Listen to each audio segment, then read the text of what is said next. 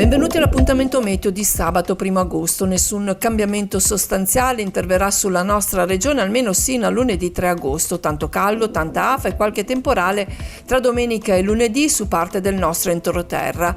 Oggi al mattino banchi di nubi basse lungo le coste, mentre cieli sereni saranno sui versanti padani. Nel corso della giornata diradamento delle nubi basse in costa che tenderanno ad arroccarsi tra Genovese di Ponente e Savonese orientale. Venti da deboli a moderati da sud con qualche rinforzo nel pomeriggio sui versanti padani appenninici. Mare da poco mosso a localmente mosso. Le temperature minime stazionarie o in lieve aumento, massime in lieve calo. Previsione per la giornata di domenica 2 agosto, mattinata nel complesso soleggiata a parte la presenza di nubi basse sul mare con locali estensioni alla fascia costiera. Nel pomeriggio formazione di qualche temporale di calore lungo il gruppo del Trebbia-Aveto e Alpi Liguri. I venti saranno deboli da nord al mattino, da sud al pomeriggio, mare quasi calmo o poco mosso, temperature in lieve aumento con caldo afoso ed opprimente.